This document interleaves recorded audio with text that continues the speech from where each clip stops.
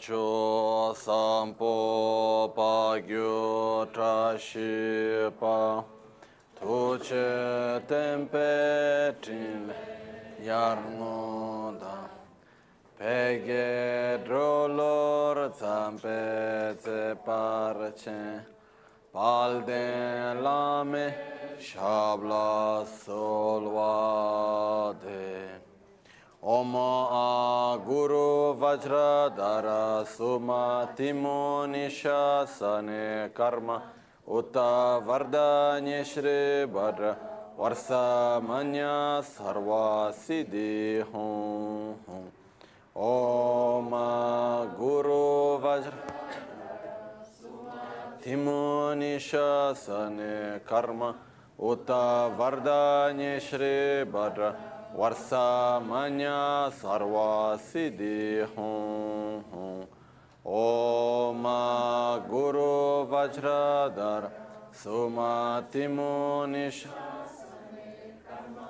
Uta Vardanya Shri Bhadra Varsa Manya Sarva Siddhi Hum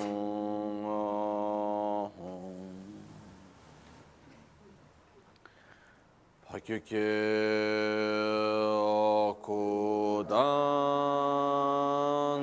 okudandagi lo pakyuke sundandagi na pakyuke tudandagi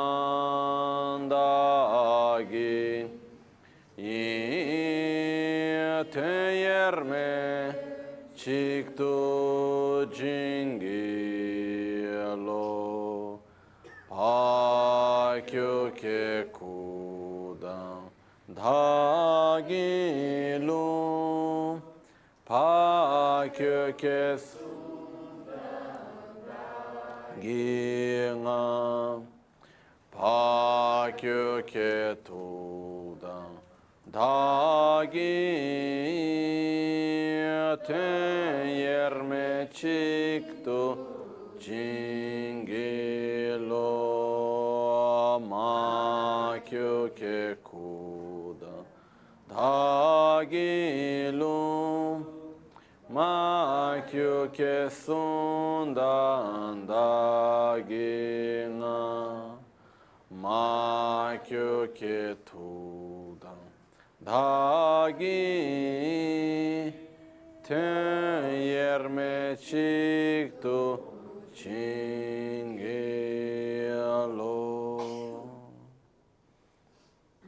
Oma muni muni maha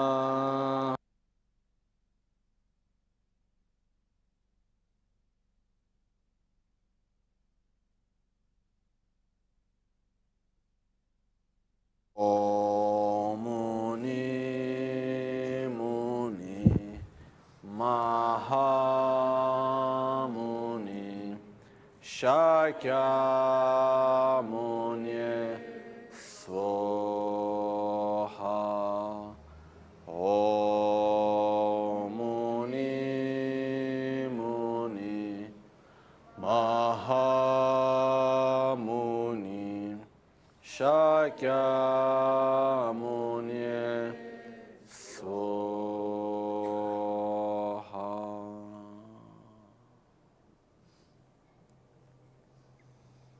Sangye Chedan Sogi Chonamla Chancho Pardo Dani Kyavsuchi Dagi Jinso Gibe Sonamgi Drola Pinchire Sangye Druparashu Sangye Chedan Sogi Chonamla Chancho Pardo Dani Dagi Jinso Gibe Sonam Drola Pinchire Sangye Drupar Sangye Chedan Sogi Chonamla Chancho Pardo Dani Kyavsuchi Dagi Jinso Gibe Sonamgi Drola Pinchire Sangye Druparashu em Buda, Dharma e Sangha, tomo refúgio até a iluminação. Com a prática da generosidade das outras perfeições, possa eu atingir o estado de Buda para o benefício de todos os seres sencientes.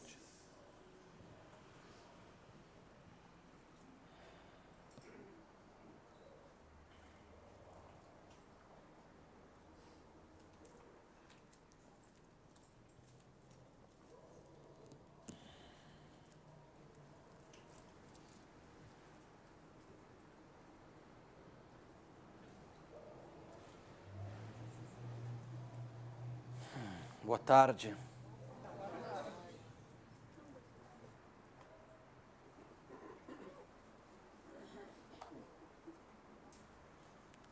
Um dos aspectos que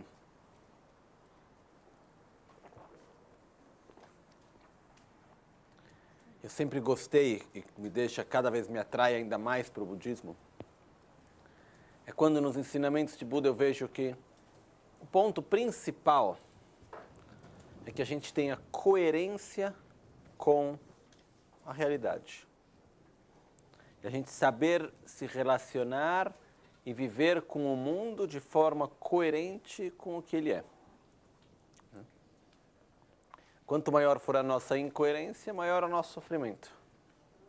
Quanto maior for a nossa coerência, maior é a nossa estabilidade, a nossa satisfação, a nossa alegria. Porém, para a gente poder entender bem qual é esta coerência, a gente tem que gradualmente eliminar a nossa ignorância, ou seja, ver aquilo que antes a gente não via, porque grande parte da nossa incoerência não é pelo fato de saber e não fazer, não é nesse tipo de incoerência. Incoerência no sentido que a gente vê as coisas de uma maneira, se relaciona com as coisas de uma maneira diferente daquilo que elas são. Isso inevitavelmente acaba gerando grande sofrimento. Então, em todo o processo, no caminho para a iluminação, existem várias formas de nos levar a criar coerência. Isso é um dos pontos que é importante. E dentro disso também, existe um outro fato, que é aprender a usar os recursos que a gente tem, reconhecer quais são os recursos que a gente possui, e usar eles a nosso favor. Isso é um pouco aquilo que se faz também, né? Então,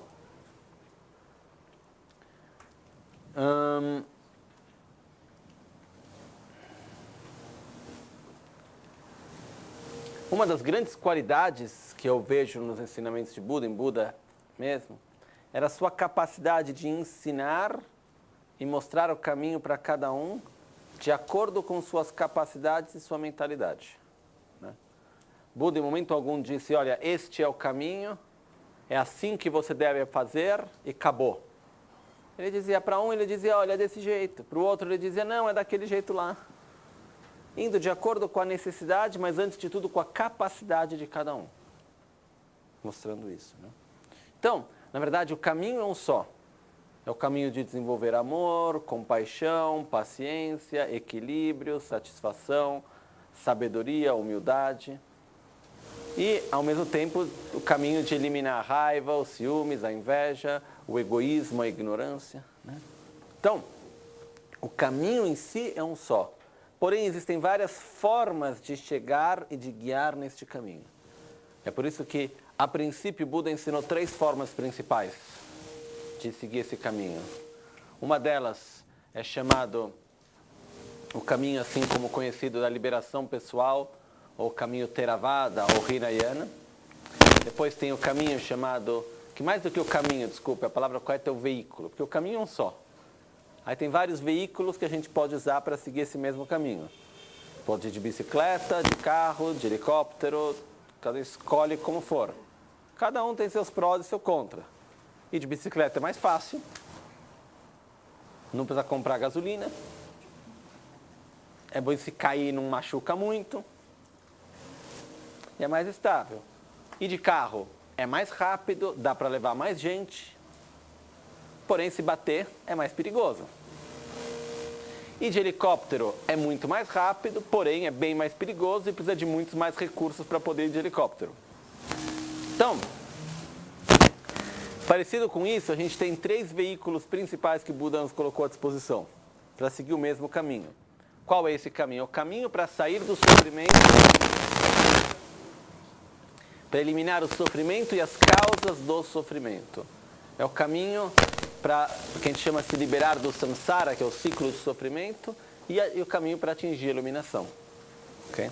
Então, na verdade, a gente está indo, o caminho em si é que é um caminho de desenvolvimento interior. Agora, que método eu vou usar? Qual que é o veículo que eu vou estar usando para seguir esse caminho? A gente tem principalmente 3 veículos, que é chamado Hinayana, Mahayana e Vajrayana. Okay. O caminho Hinayana, ele é como andar de bicicleta ou ir a pé. É estável, simples, acessível a todos e seguro. Mais demorado, porém não tem muito como errar. Você está lá naquele caminho, passo depois de passo, passo após passo. Você vai nesse caminho e o perigo se você cair também é pouco, não é muito perigoso. Então, qual é esse caminho, esse veículo? O veículo Hinayana, ou o pequeno veículo, Yana quer dizer veículo em sânscrito. Né? Hina quer dizer pequeno. Hinayana, o pequeno veículo. Pequeno não porque ele é inferior, mas pequeno por capacidade daquilo que ele pode levar. O pequeno veículo é o veículo no qual a gente segue o caminho para sair do sofrimento pensando em nós mesmos. Depois existe o Mahayana, o grande caminho. Maha é grande, Yana é veículo, grande veículo, que é o veículo no qual ele é grande no sentido de capacidade, no sentido de a gente querer seguir este caminho, não apenas para nós mesmos, mas para o bem comum de todos. Esse é o grande veículo. Depois tem o veículo Vajra, ou seja, o veículo do diamante, indestrutível, que é o caminho mais rápido, porém mais difícil. Okay? Então a gente vai estar vendo um pouco quais são esses veículos, primeira coisa. O primeiro passo, o que é importante a gente entender é que quando a gente fala sobre os veículos superiores, ou seja, a gente vai ter o Hinayana, o pequeno veículo, Mahayana, grande veículo, Vajrayana, o veículo Vajra, o veículo diamante. O Vajrayana não existe sem contemplar o Mahayana, e o Mahayana não existe sem contemplar o Hinayana. Então, na verdade, um é o desenvolvimento do outro. Não são coisas paralelas e separadas, independentes uma da outra. Ok? Mais do que uma interdependência, é o fato que você não pode entrar no Mahayana sem ter passado pelo Hinayana. A gente vai entrar nos detalhes sobre isso. Então, o que acontece? Qual é o caminho, assim chamado Hinayana? É o caminho do amor próprio. É o caminho no qual a gente aprende, antes de tudo, a se amar. Antes de tudo, a dizer, muito bem, eu quero estar bem. Mas o que quer dizer estar bem? O que vai me fazer estar feliz? O que vai me fazer estar bem? E aqui, em poucas palavras, o caminho Hinayana é no qual a gente começa a compreender e seguir o processo, o veículo Hinayana, desculpa a palavra correta, o veículo Hinayana, é o veículo através do qual a gente vai abandonar as ações, os comportamentos, as atitudes que nos fazem mal e vai cultivar aquelas que nos fazem bem, pensando em nós mesmos. Isso é totalmente válido e necessário. Antes de sair fazendo bem para todos, eu preciso antes cuidar de mim mesmo. Eu preciso antes ter a minha estabilidade, preciso entender quais são as minhas necessidades e assim por diante. Então, é o processo. Primeira coisa, eu preciso passar pelo caminho comum do Hinayana, que é o caminho de amar a mim mesmo. E o processo principal desse caminho é o processo da gente ter a compreensão de quais são as causas do sofrimento e abandonar as causas do sofrimento. Ou seja, reconhecer que as causas do sofrimento não são os problemas, as dificuldades que a gente tem à nossa volta, mas sim são o apego, desejo, raiva, ódio, rancor, inveja, ciúme, medo, arrogância, ignorância, egoísmo. Esses são as causas do sofrimento. Então é o processo de dizer, eu quero eliminar as causas do sofrimento e eu também vou tomar cuidado com as minhas próprias ações, porque ações trazem resultados. consequência existe. Então, melhor que eu cuide. Se eu quero ter um resultado bom, tenho que criar causas boas. Então é esse, principalmente o caminho Hinayana, o veículo Hinayana, onde a gente começa a cuidar das nossas ações de uma forma responsável. Onde a gente toma responsabilidade por nós mesmos. Você não acaba se tornando altruísta da mesma forma? Se você está cuidando de você mesmo, você não acaba automaticamente... Não necessariamente. Na verdade, no processo, você acaba chegando no altruísmo. É o processo, a princípio, natural de desenvolvimento. Mas é bem possível ficar só nessa parte na qual você cuida de você mesmo. Existem muitas e muitas pessoas que praticam dessa forma. Na qual vai lá, eu não quero sofrer, eu quero estar bem, por isso eu não vou ter uma atitude de raiva. Naturalmente, a pessoa se torna uma pessoa educada, gentil, amorosa. Mas disso, para ela ser uma pessoa altruísta, são duas coisas diferentes. Né? O primeiro passo é, eu posso ser uma pessoa gentil, correta, educada, amorosa, e isso eu reconheço que isso faz bem para mim, por isso eu vou estar tendo essa atitude. Um outro passo, que é o passo que já entramos depois no Mahayana, é o fato no qual eu falo, eu vou fazer tudo aquilo que for necessário para ajudar o outro. O meu objetivo não é mais pensar no meu próprio bem-estar, mas no bem-estar comum de todos. Muda a forma de agir. Porém, o primeiro passo necessário para todos nós é esclarecer o que é a felicidade. E assim, e uma das boas diferenças que tem entre o Hinayana, Mahayana e Vajrayana, é a gente colocar da seguinte maneira. O Hinayana é o caminho no qual a gente vai abandonar aquilo que nos faz mal. Então, por exemplo, se eu reconheço que eu tenho muito apego pela água, e que o apego que eu tenho me gera sofrimento, por quê? Porque do momento no qual eu tenho apego, eu vou sofrer quando eu tiver que me separar. E pelo desejo e pelo apego, eu vou acabar gerando aversão pelo outro que também quer o mesmo objeto que eu quero. E eu vou ter vários outros sofrimentos que estão vindo pelo apego. E ao mesmo tempo eu reconheço que eu não sei lidar bem com o apego, eu não consigo acabar com o apego. O que eu faço para não ter esse apego? Fico longe do objeto. Né? É como, por exemplo, se a gente for na Tailândia, no Sri Lanka, quem já esteve lá pode ter visto que a tradição é que os monges não encostam em mulheres. Mas nem de encostar com o dedinho mesmo, né? Por que isso? Algumas pessoas do Ocidente acabam tendo uma leitura dizendo, ai não, estão dizendo que a mulher é impura ou algo assim. Porque nós temos algumas tradições na qual não se pode encostar na mulher por ter a visão que é impura ou algo desse tipo. Não tem absolutamente nada a ver com isso. A razão não é por um conceito da mulher ser impura, mas sim pela fraqueza do homem. É o fato do homem dizer, nesse caso que é o monge, eu não quero deixar me levar pelo desejo. Isso é um espaço que ocupa muito grande na minha mente. Eu quero concentrar minha mente para concentração, para meditação, para outras coisas. Isso ocupa um espaço muito grande. Por isso eu tenho que domar esse sentimento e para isso eu vou ficar longe do objeto que me leva a isso. Não é nada contra a mulher em si nesse caso, mas é contra o apego que se tem, contra o desejo. Então, na verdade, é um símbolo de fraqueza do homem, mais do que impureza da mulher. Né? Claro isso, não? Então, qual que é o objetivo? O objeto é, se tem uma coisa que me gera apego, raiva, tem um objeto de raiva, vou ficar longe desse objeto. Qual que é o perigo desse processo se não feito da forma correta? Eu fico longe, longe, longe, longe, longe, de repente eu tenho ele na minha frente e eu me jogo em cima dele. Não vejo a pessoa, não falo com ela porque não quero ficar como nervoso. Um dia que eu estou com ela na frente, de repente, saio gritando. Então, funciona. Quando feito da forma correta, funciona muito bem também. Porque a gente começa a viver como a gente pode viver bem sem aquele sentimento. Aí devagarzinho a gente vai se desvinculando dele até que chega um momento que o objeto está lá e a gente não sente mais nada. Okay? É um processo longo. Funciona, seguro. Com a raiva, com a inveja, com os ciúmes. Então, é uma vida, quem segue esse caminho especialmente, é uma vida muito regrada. Onde vão se criar vários limites do que eu posso, do que eu não posso. Aqui eu devo chegar até aqui, daqui para frente eu não vou passar. Porque eu vou reconhecendo qual é o limite que eu tenho nesse momento, e eu não quero deixar com que certas emoções venham à tona. Então eu vou criar toda uma condição à minha volta para não deixar que essas emoções surjam. São teravadas? Teravadas. Na verdade, a palavra Theravada é uma das 18 escolas da tradição Vaibhasika, que é uma das duas tradições Hinayana, né?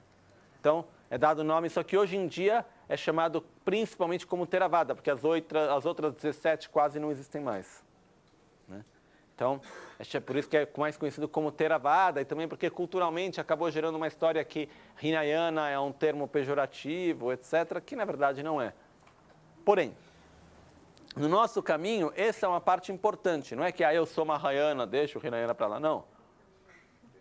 O primeiro passo que a gente precisa fazer, porque hoje o objetivo aqui é falar sobre a parte da aparência divina, ordinária e divina. Mas antes de chegar na aparência ordinária e divina, que é o caminho Vajrayana, a gente tem que passar pelo Hinayana antes. Tem que entender que o nosso objetivo primeiro, se eu não consigo ter o mínimo de atitude que é dizer, essa atitude me faz mal, vou evitá-la, essa atitude me faz bem, vou cultivá-la, eu não vou conseguir ter outras determinações de mudar outras coisas muito mais profundas na minha vida. Então, uma coisa que a gente tem que tomar cuidado algumas vezes é essa atitude de se sentir, não, eu sou Mahayana, essa coisa é para os Hinayana. Isso não existe. A gente precisa, sim, eu tenho o caminho Mahayana, claro, tenho o veículo Mahayana, Vajrayana, maravilha, mas exatamente por isso que eu tenho que também incorporar na minha prática, faz parte do veículo Mahayana, do veículo Vajrayana, incorporar as partes do veículo Hinayana também. Ou seja, gerar amor próprio, reconhecer aquilo que me faz verdadeiramente bem. Okay? Passado por isso, a gente entra então no que é chamado do veículo Mahayana. O veículo Mahayana, ele tem como objetivo nós desenvolvermos nossas qualidades ao seu máximo potencial, não para sair do sofrimento, mas para ajudar os seres a sair do sofrimento. É no momento no qual a gente reconhece que a gente começa a abrir o nosso coração para os outros seres, a gente reconhece que a única verdadeira forma de ajudar os outros é se desenvolver. Não tem outra opção. Isso é muito claro para mim, porque se a gente começa a observar efetivamente, a gente vai ver que, no final das contas, quem é que consegue verdadeiramente trazer o benefício e fazer uma diferença nesse mundo? Quem tem uma atitude interior profunda e diferente, forte, quem tem muito amor, muita sabedoria. São essas pessoas, os seres que conseguem trazer um benefício maior. Caso contrário, cada um fica no nosso mundinho, fazendo o nosso melhor, e tá bom, mas quanto mais a gente tiver amor, satisfação, equilíbrio, sabedoria, estabilidade, maior vai ser a influência que a gente vai ter no mundo. Isso, para mim, fica muito claro. Então, o caminho Mahayana, o veículo Mahayana, no qual eu digo, eu vou desenvolver minhas qualidades, por quê? Porque eu quero ajudar os outros. Então, eu vou desenvolver paciência, moralidade, generosidade, esforço entusiástico, concentração, sabedoria, para ajudar os outros. Por isso é o que entra no caminho Mahayana, o veículo Mahayana. Dentro do veículo Mahayana, então, é quando a gente reconhece a necessidade de desenvolver nossas qualidades profundamente. Existe, primeiro, a diferença do exemplo que eu dei antes. Enquanto que, generalizando, tá? Mas na forma do veículo Hinayana, o processo tem um objeto de desejo, eu vou criar distância dele. No Mahayana eu tenho um objeto de desejo, eu reconheço que esse objeto de desejo, na verdade, me faz mal o desejo e não o objeto em si. O objeto em si é neutro, não é nem bom nem ruim. O que gera o sofrimento em mim é o meu próprio desejo. Então, o que eu vou fazer? Eu vou aprender a lidar com o meu desejo, eu comigo mesmo. Até o objetivo de eu estar diante do objeto sem sentir mais aquela emoção.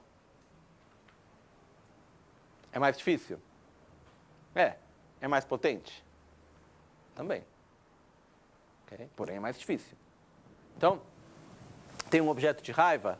Em vez de me afastar do objeto de raiva, segundo o caminho Mahayana, o que eu vou fazer? Eu vou lidar com a raiva, vou me olhar nos olhos e dizer, essa atitude não faz bem, vou estar gerando paciência, meditando sobre isso, etc. Vou estar fazendo o possível para interiormente eliminar aquela atitude. Claro isso? Então, quando a gente olha, por exemplo, dentro dos votos, os compromissos que se faz no caminho Hinayana, que é chamado caminho da liberação pessoal, são todos compromissos relacionados ao mundo externo. Não mentir, não matar, não roubar, isso, aquilo, são várias coisas sempre externas. No caminho Mahayana, os votos do Bodhisattva, os votos internos, são praticamente todos relacionados a como que interiormente eu devo me relacionar com o mundo. Então, é muito mais um cuidado da minha atitude interior em relação ao mundo do que o mundo em si. Então, é o compromisso de manter uma atitude de amor, de respeito, de gratidão, de compaixão, de desenvolver sabedoria, concentração. Independentemente de onde eu estou, no que eu estou fazendo, é mais abrangente o Mahayana. Esse grande veículo é muito mais abrangente. Okay? E dentro do veículo Mahayana, existe o Vajrayana. O veículo Vajrayana é chamado veículo também da transformação. Ou o caminho da transformação também. E que é chamado, tem diferentes nomes que é dado, que é o Vajrayana, o caminho Vajra, Vajra quer dizer diamante, no sentido de ser puro e indivisível. É chamado do Mantrayana, ou seja, o veículo do mantra sagrado, o mantra secreto. É também chamado o veículo do Salam Drebulamkir. É o caminho secreto de trazer o resultado para o caminho, onde se traz o resultado para o caminho. Existem vários nomes que é dado. Ou também usa a palavra Tantra também, que é a palavra mais conhecida no Ocidente. Na verdade, em tibetano, a palavra que menos se usa é Tantra, para definir o caminho Vajrayana. É muito mais usada a palavra o mantra secreto, a palavra o caminho do diamante, veículo do diamante, etc. A palavra Tantra é Gyu em tibetano. E a palavra Tantra, na verdade, Gyu, literalmente, Tantra literalmente quer dizer contínuo. Ou seja, é o contínuo de transmissão que vem de mestre a discípulo. Aquilo que ontem a gente falou muito sobre isso, a importância da linhagem, a importância da transmissão que tem de mestre a discípulo. Então, no caminho Vajrayana é muito importante não apenas a parte conceitual, de meditação, etc., mas aquilo que a gente recebe de transmissão de nossos mestres. Isso é essencial também. De qualquer maneira, a forma no caminho... Com a repetição de não é mantras, as práticas em si. Não, o caminho do mantra secreto, na verdade. A palavra mantra, ela quer dizer proteção da mente, tem vários significados também, né? Que não quer dizer necessariamente a repetição de mantras em si. O que acontece, a própria palavra mantra, na verdade, em tibetano, quando se começa a entrar nos detalhes, ela tem várias e várias interpretações, né? Mas o que acontece é, mantendo o mesmo exemplo, enquanto que no caminho Hinayana eu vou me afastar do objeto, no caminho Mahayana eu vou encarar o objeto, e na verdade encarar o meu veneno mental. No caminho Vajrayana eu vou transformar a energia do meu veneno mental. Vou transformar a situação. O caminho Vajrayana, o que ele tem de especial é o fato de ser a motivação. Eu quero sair do sofrimento para o benefício dos seres, eu quero desenvolver minhas qualidades para o benefício de todos os seres. Então ele incorpora totalmente o caminho Hinayana e Mahayana. Porém, eu quero fazer isso o quanto antes possível, eu não tenho tempo para esperar. É muito sofrimento acontecendo, é muita coisa, eu não tenho tempo para ficar perdendo e ficar esperando um tempo muito longo, eu quero sair disso quanto antes. Então, aí nesse veículo se usa o método da transformação. Uma das coisas muito especiais do caminho do veículo Vajrayana o processo é principalmente reconhecer quais são os recursos que a gente tem reais nesse momento. Então, é conhecer bem o nosso corpo, a nossa mente, o ambiente, a relação que existe entre isso tudo, a forma como os fenômenos existem efetivamente, cair na real, aceitar como as coisas são e usar os recursos que a gente tem a nosso favor. Em poucas palavras, é isso. Não é tão óbvio, porque isso quer dizer conhecer o próprio corpo, conhecer a própria mente, ter uma aceitação real de como as coisas são. Não é nada muito óbvio, porém extremamente potente. Por isso que é como um helicóptero, como um foguete. Ele vai rápido, direto no ponto, porém, se a gente se direcionar no caminho errado, quando viu, em pouco tempo está em outro lugar. Então, é importante também ter clareza sobre como a gente vai estar usando isso.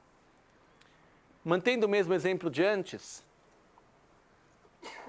no Hinayana a gente pegou o objeto de raiva e disse, não, a raiva eu tenho que abandonar, não me faz bem a raiva, por isso vou me afastar do objeto de raiva.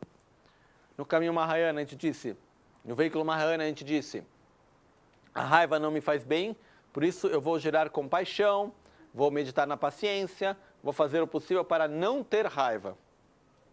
No caminho Vajrayana, o que se faz? No veículo Vajrayana, o que se faz? Se diz muito bem, tenho raiva, isso não me faz bem, sim, porém, eu vou usar a energia da raiva a meu favor. O que é a raiva? A raiva é a determinação de querer afastar, eliminar aquilo que nós reconhecemos como causa de nosso sofrimento. Então tem uma situação, uma pessoa, algo que eu vejo que aquilo me gera sofrimento, eu vou gerar uma aversão, eu quero eliminar aquilo, vou criar distância. O que se faz no Vajrayana, se diz muito bem, eu vou usar essa força que a gente tem, nós temos uma força muito grande de destruição, ao mesmo tempo de atração. Em vez de ir contra essa força, essa energia que a gente tem, eu vou usar ela para destruir o quê? O egoísmo, a ignorância, a raiva, a inveja, o ciúme. Eu vou usar a energia da atração do desejo. É tipo, eu tenho muito desejo. Que bom que você tem muito desejo. Mais, quero mais. Aumenta esse desejo. Porém, direciona ele bem. Não fica nessa bobeira de ficar querendo ter o prazer momentâneo que depois já passa, já acabou e fica naquela coisa que não tem mais, e que quero mais e que não acaba nunca nisso. Esse prazer não é contar com nada. Você quer estar bem mesmo? Sinta o que é o prazer de estar livre do apego. O prazer do que é desenvolver uma verdadeira sabedoria. O prazer de sair do sofrimento no sentido mais profundo. Quando a gente sente isso, é direcionar toda aquela força do desejo em direção à liberação. Ok? Então, isso é uma coisa muito especial do caminho, ou do veículo Vajrayana, que é aquele de direcionar as energias que a gente tem a nosso favor. Ok? Muito bem. Por que sofremos?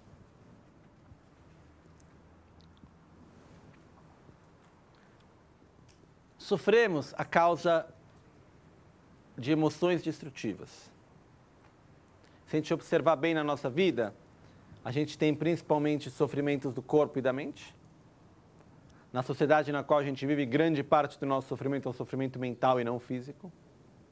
Se a gente for observar de onde nasce o sofrimento, ele nasce da raiva, da inveja, do ciúme, do apego, da expectativa, da projeção, da ilusão, do egoísmo, da ignorância. Okay? É daí que nasce efetivamente o nosso sofrimento.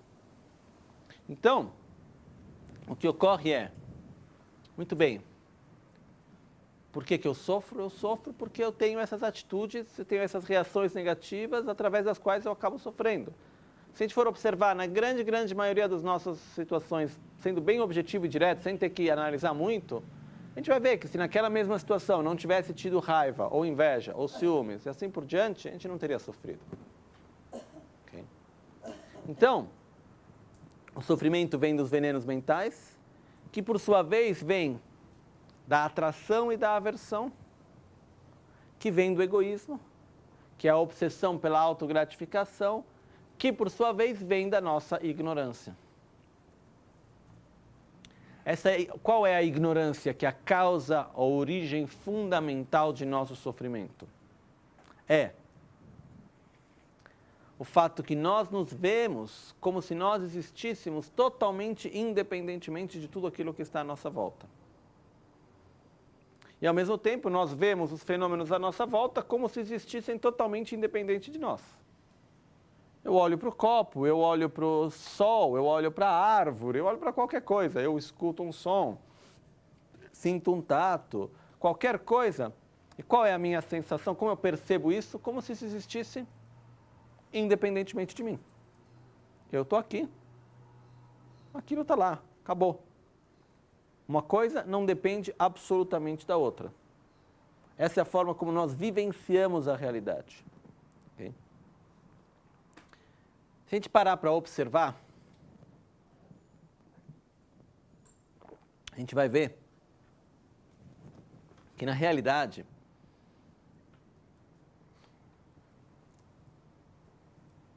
nada existe para mim independentemente de mim mesmo. Tudo aquilo que eu vejo, tudo aquilo que eu percebo, tudo aquilo que eu experimento, tudo aquilo que eu sinto.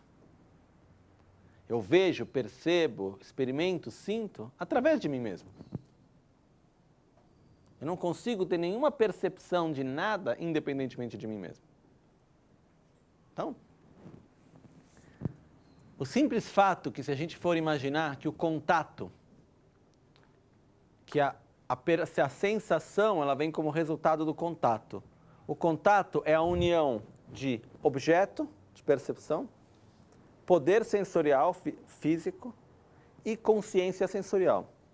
Então, por exemplo, eu vou ter a luz que bate no copo, nesse objeto, que reflete nos meus olhos, eu tenho os olhos, eu tenho uma consciência visível.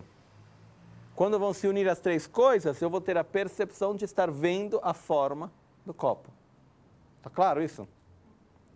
A mesma coisa acontece quando eu ouço um som. Tem uma vibração no ar que chega ao meu ouvido, tem uma consciência auditiva e os três juntos vão criar o contato auditivo. Sem o som não dá para escutar nada, sem o ouvido também não, e sem a consciência auditiva também não. Por exemplo, tem momentos que a gente está dormindo que, na verdade, naquele momento a gente como se apagasse certos níveis de consciência sensoriais. Então, pode ter um barulho e a gente não vai estar escutando aquilo. Dependendo do nível de sono, pode ter um tato, se a gente está desmaiado, alguma coisa assim, a gente não sente certos sentidos. Não porque o objeto não existe ou o poder sensorial não existe, mas porque a consciência não está ativa. Okay? Então, agora vamos pegar um objeto qualquer. Por exemplo, essas flores que estão aqui. Okay? E a gente observa, cada um de nós observa a flor, a gente consegue ver essas flores, certo? Agora, o fenômeno que a gente observa é o mesmo ou é diferente? Eu estou tendo várias flores aqui, uma para cada um ou não? Sim. Não, mas a perguntando é, eu estou com várias flores aqui? Estou com um vasinho, certo? Feito de várias flores, tá bom. Mas é um vasinho, ok? É um vasinho de flor. Ok, esse vaso de flores que eu tenho aqui é um. Então, nos três pontos que é objeto, poder sensorial e consciência sensorial, a gente poderia dizer que o objeto é o mesmo? Na verdade, o objeto em si nem acaba sendo o mesmo. A princípio, sem analisar, sim, é o mesmo. Se apenas a gente começa a analisar, a gente vai ver que é diferente, porque o que chega aos nossos olhos? A luz que bate no objeto. A distância é a mesma? O ângulo é o mesmo? Então, a forma que a gente vê que chega aos nossos olhos é a mesma? Então, o nosso objeto visível já é diferente. Nosso poder sensorial é o mesmo?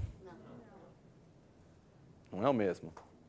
Se eu tiro os meus óculos, eu nem sei o direito aqui. De perto eu vejo bem. De longe eu já não sei muito bem o que vai estar aparecendo para mim. A nossa consciência visível é a mesma? É diferente de pessoa a pessoa. Então, quando a gente olha para o mesmo objeto, eu não estou segurando dois vasos, tá? Aquilo que a gente percebe é o mesmo ou cada um de nós tem uma experiência diferente? Cada um de nós tem uma experiência diferente. É claro isso para a gente? A mesma coisa é para a audição, é para o tato, é para o gosto, é para o cheiro, é para uma memória. Ok? Então, fora isso, o que acontece?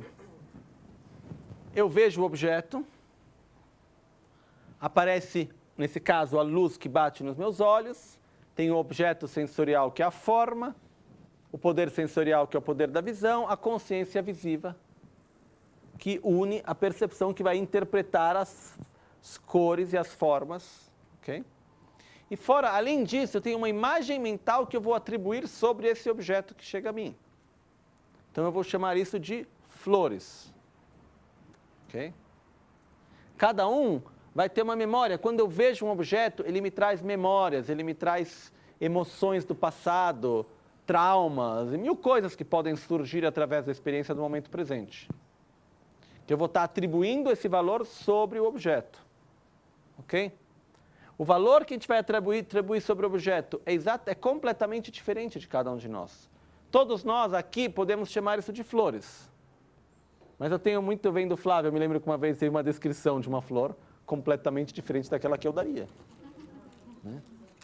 Então o que acontece é o fato da gente lembrar que cada vez que a gente olha, sei lá, olhamos esse objeto que é um pouco mais bizarro que uma flor. Ok? A gente olha esse objeto aqui. O que é isso?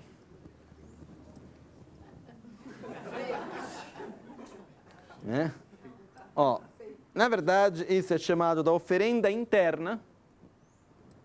Oferenda interna, nancho, é um objeto cerimonial.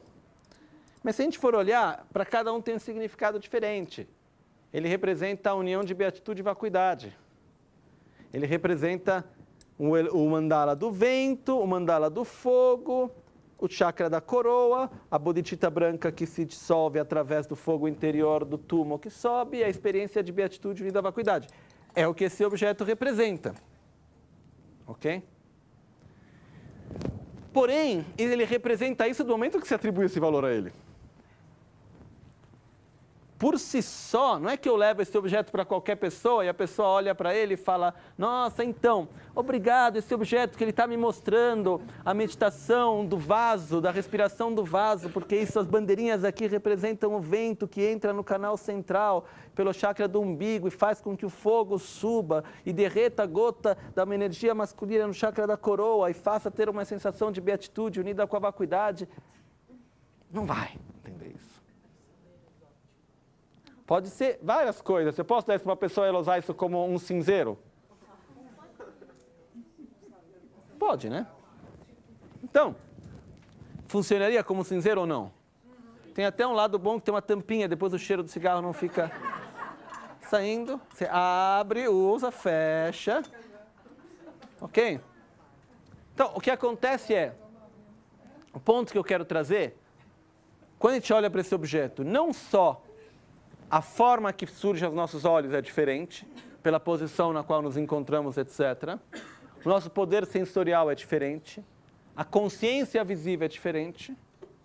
Porque na consciência visível tem também aqueles objetos, aquilo que a gente está acostumado a ver. Então tem objetos que uma pessoa vê, ela vai ver detalhes e aspectos que outra pessoa não vai ver.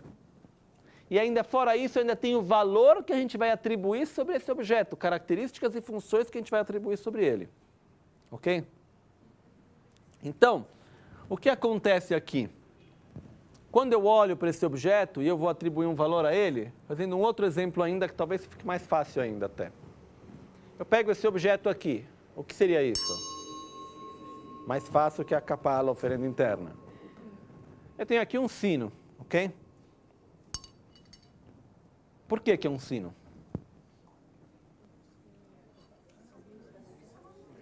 Porque é um sino. Agora, filosofando, por que é um sino? Porque nós atribuímos um valor com o nome sino, ou seja, que tem uma característica de ser um objeto de metal, que quando toca, bate a parte interna dele, tem um som que vai fazer, etc, etc. E porque o objeto material em si tem a capacidade de exercer as funções e as características que foram atribuídas a ele. Então, o que é o sino? É a união de partes sobre a qual é atribuído o nome sino, que tem a capacidade de exercer tais funções. Ok? Isso é um sino. Ok? Agora, por que é um sino e não um copo?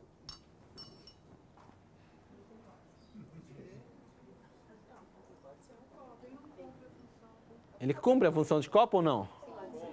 Hã? A última vez que disseram que não, eu tomei água nele. Ele cumpre ou não cumpre a função de copo?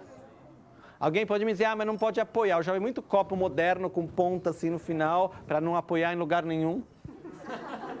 Então, ele não funge bem a função para tomar chá quente. Já não é a melhor coisa, mas para um copo ele funciona. Ok?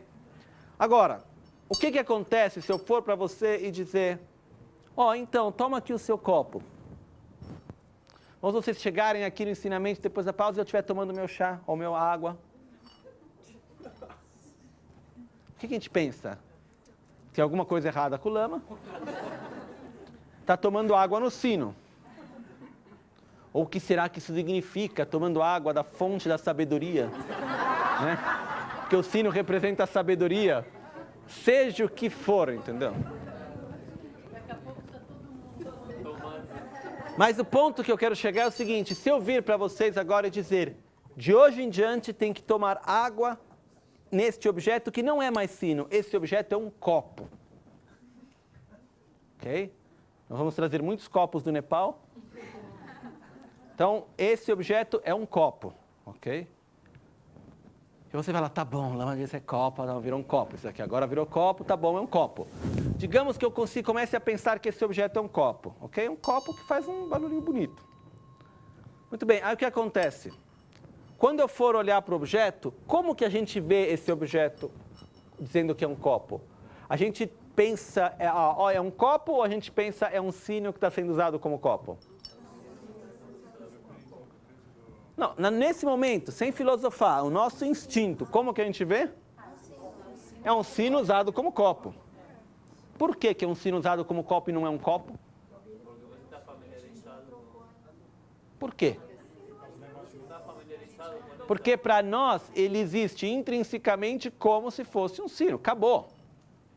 Para nós, sem filosofar, é um sino porque é um sino e não se discute. Ele é um sino independentemente do que eu acho, o que eu deixo de achar. Ele existe como sino por si só, como sino.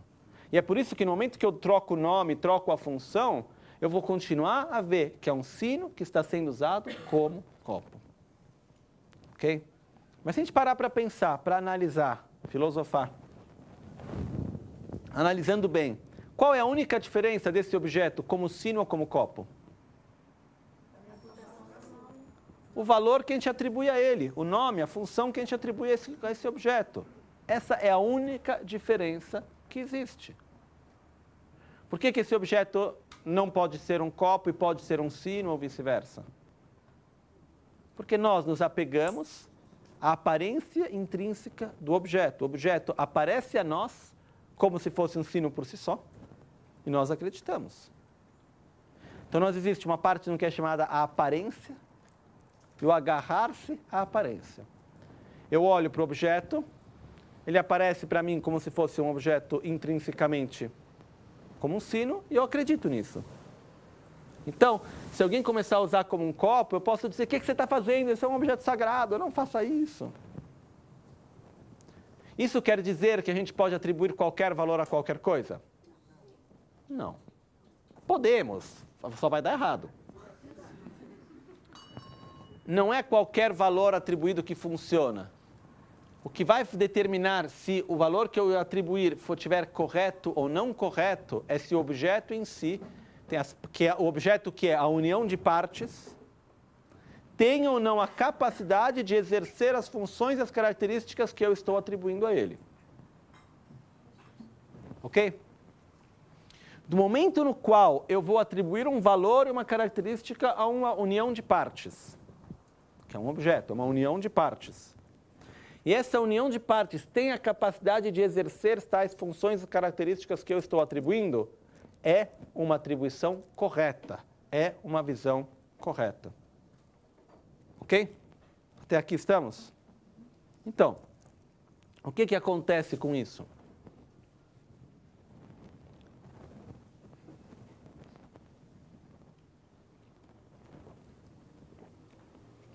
Na nossa experiência direta do dia a dia, a gente tem consciência disso? Não. No nosso dia a dia, quando a gente vê uma pessoa, quando a gente vê um objeto, quando a gente sente uma sensação, um pensamento, aquilo é daquele jeito porque é daquele jeito ou porque eu estou atribuindo um certo valor e características daquela união de partes? É assim porque é assim. Ok? Aí se a gente para analisar, é assim porque é assim ou é assim porque eu estou atribuindo esse valor a uma união de partes? Porque eu estou atribuindo um certo valor e funções a uma parte, a uma união de partes. É isso que está acontecendo. Então, o que ocorre, na verdade,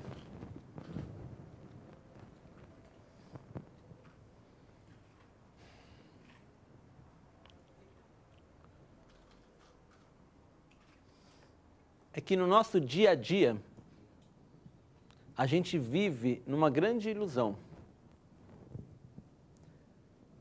A ilusão é que nós vivemos em uma realidade, simplificando bem, é que nós vivemos em uma realidade subjetiva, na qual tudo aquilo que nós experimentamos é subjetivo, depende do observador. Porém, nós vivemos a realidade subjetiva como se fosse objetiva. Eu vejo algo e eu vou atribuir um valor a isso. Porém, aquilo aparece a mim como se fosse assim por si só. Eu falo, isso é objetivamente desse jeito. Se a gente para pensar, a realidade, o mundo que a gente vive, é objetivo ou subjetivo? As coisas, as situações, tudo? É subjetivo. Porém, como que a gente vive isso? Como aparece a nós? Como sendo subjetivo? A gente tem consciência da subjetividade dos fenômenos subjetivos ou não? Nós vivemos a subjetividade como se fosse objetiva. Essa é nossa ignorância. Ok? Então. É assim, o sino tem determinados aspectos, ações, que eu tenho um conceito de sino, uma coisa abstrata, que serve para qualquer sino do mundo. Existe isso? Existe uma imagem mental generalizada do conceito de sino. Sim. Então, quando eu tiver diante de mim um objeto que tiver essas características, por exemplo, isso é um sino? Tibetano é. Não, para mim não. Porque sino para mim tem que ter aquela coisinha embaixo que bate assim, né? Hã? Isso é uma cumbuca que canta, é outra coisa. Mas o que acontece? Nós temos um conceito generalizado que atribuímos sobre os objetos. Então, quando eu olhar para a cumbuca cantante, o que acontece é que eu vou ter, né? Eu vou ter, então, um valor que eu vou estar atribuindo e qualquer cumbuca cantante que eu tiver, eu vou chamar de cumbuca cantante. Então, alguém tem outro nome para esse negócio? Né? Então, o que acontece é, eu vou atribuir um nome que eu tenho uma imagem generalizada, que é a mesma coisa que eu tenho para ser humano, eu tenho para qualquer coisa, casa, carro, etc. Eu tenho uma imagem generalizada. E quando eu estiver diante do objeto específico, eu vou acabar gerando uma próxima imagem, que ela é baseada no molde daquela imagem generalizada, aí eu vou ter o específico, ok? Isso está na base da forma como nós nos relacionamos com os objetos e todo o resto. Então, o valor que a gente atribui, ele é baseado num significado generalizado que a gente tem e que a gente vai aprendendo. Então, eu vou aprender. Isso, sino é um sino. Então, cada vez que eu ver um objeto que tiver aquelas características, eu vou chamar de sino. Ok? Mas isso não quer dizer que o objeto por si só seja um sino. Ok? Porque o que acontece? Eu posso ter pessoas de culturas diferentes, com experiências diferentes, que vão ver a coisa de uma forma completamente diferente. É a velha história do missionário na Amazônia. Isso é uma história que eu li no meu livro de gramática portuguesa.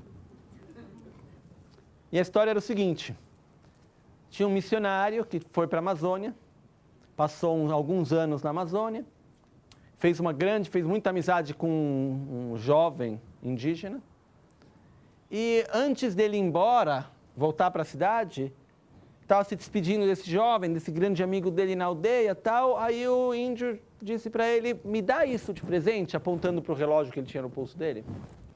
E nesse momento o missionário disse, nossa, você quer o meu relógio? Mas tudo bem, você me ajudou tanto que eu vou te dar. Só que cuide bem dele, use bem ele, faça um bom uso, porque é um relógio que tem muitas funções. Ele não só te mostra a hora bem, mas ele te mostra o dia da semana, o dia do mês, a fase lunar. É um relógio super bom. Então, por favor, use bem esse relógio. Aí o índio, sim, claro. Recebe o relógio, passa um tempo antes do missionário ir embora, o índio vai chamar ele todo alegre e mostra que ele pendurou o relógio em cima de uma árvore cheia de cores como um ornamento para a floresta. E o missionário fica bravo. Ele fala, como assim? E o índio meio que não entende o que ele fez de errado, né? Mas muito bem. Nisso, o missionário volta para a cidade e um dia ele ainda está meio contando para um amigo, um pouco ainda indignado, o que aconteceu. E falando, olha isso, eu dei aquele relógio, ele foi usar como ornamento para a floresta. Que coisa mais burra, como pode ser uma coisa dessa? Enquanto ele contava isso, atrás da mesa dele pendurado na parede, tinham os arcos e as flechas dos índios. O que teria dito um índio? Esse é um cipó especial, a madeira é uma madeira especial, a ponta feita com uma pedra, sei lá das quantas, isso é feito para caçar, não é um ornamento para a sua casa. Quem está certo e quem está errado? Os dois estão certos em atribuir valores que o objeto pode sustentar, porém estão errados enquanto acham que o outro está errado. Okay? O objeto, por si, não é nada mais, nada menos do que uma união de partes, que podem ter certos valores ou outros valores, não tem uma certeza em relação a isso. Ok? Mesmo se a gente for pegar, sei lá, uma flor, como que o inseto, a abelha vê a flor e como eu vejo a flor, são duas coisas completamente diferentes. Mas não só isso, na nossa própria vida. Agora, quando a gente vê um copo d'água, quando tem muita água, uma coisa, quando tem pouca água, outra. Um chuveiro com muita água. Quando tem muita água, a gente atribui um certo valor, quando tem pouca água, a gente atribui um outro valor. Vai depender do valor que a gente atribui ao objeto por si só. Ele não tem nada. Intrinsecamente, ele não é nem uma coisa, nem outra.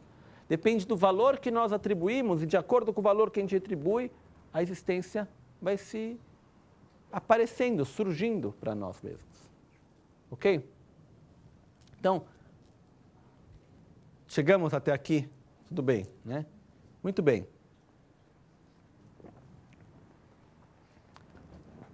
A raiz do nosso sofrimento é exatamente essa ignorância.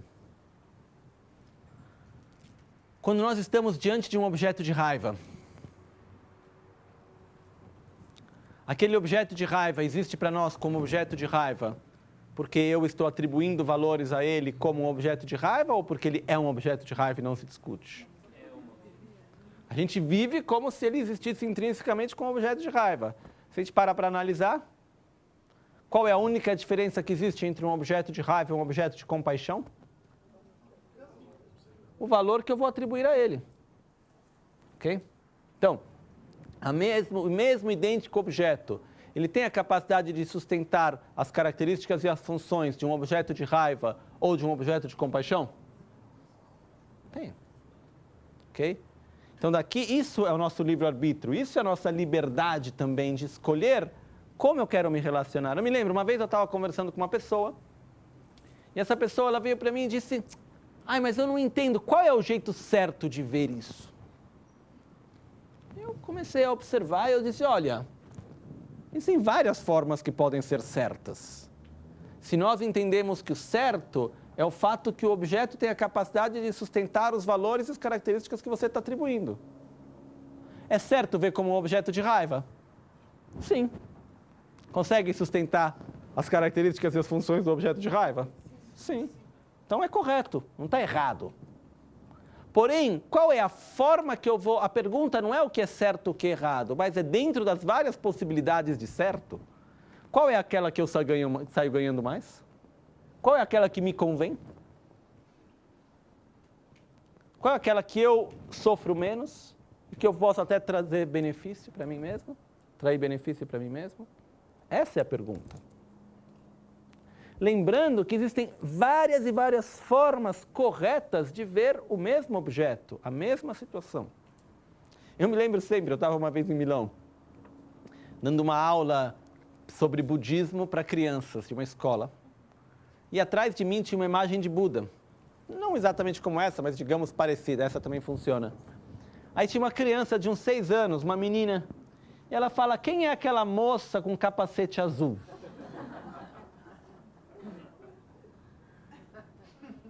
Ela estava errada?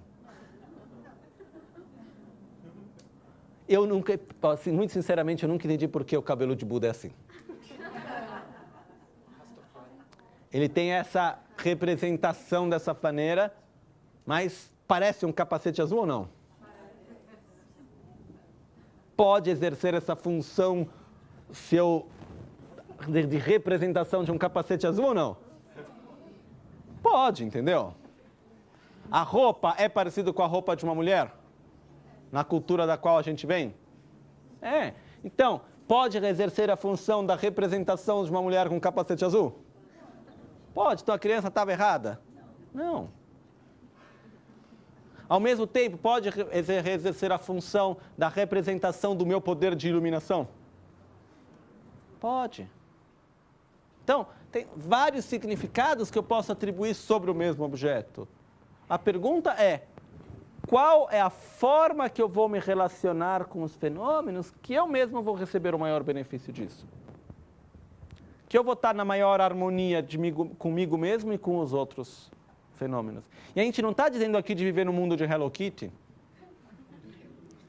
onde tudo é bonito, tudo é legal, está tudo perfeito, nada existe de negativo, vamos lá, paz e amor, está tudo bem. Não é isso. A gente não está dizendo que não existe negatividade. Eu não estou dizendo que cada um atribui o valor que quer. Tem uma pessoa lá, um matando o outro, batendo, tratando com violência. Ah, não, mas depende de como você vê.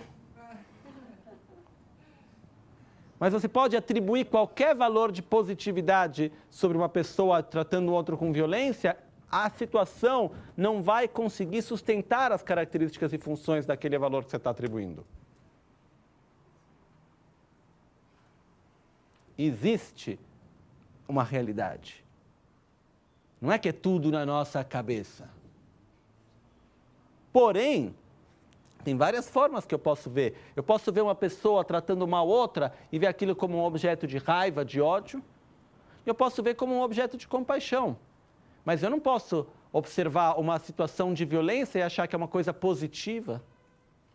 Quando que o conceito de positivo, para mim pelo menos, o valor que eu estou atribuindo como positivo, é algo que ajude a eliminar o sofrimento e gerar satisfação, alegria, bem-estar. Isso é um conceito de positivo para mim. E uma ação de violência, ela não vai eliminar o sofrimento e não vai gerar bem-estar, satisfação, alegria. Por isso, ela não tem a capacidade de exercer as funções e as características do conceito de positivo. Então, não é porque que os fenômenos são interdependentes, são vazios de uma existência própria e dependem do valor que eu for atribuir a eles, que tudo está bom e existe tudo. Não é muito bem assim. Porque isso quer dizer cair no niilismo, que é perigoso. Eu já vi pessoas assim. Então, aí falam, não existe o positivo, não existe o negativo, somos todos amigos, nada disso. Eu sei que você está sofrendo, mas é tua imaginação. Não viva nisso, não precisa disso. Eu sei que você está com dor, mas também o corpo é o corpo, não precisa se conectar com isso, deixa para lá. Não é muito bem assim. O perigo qual que é?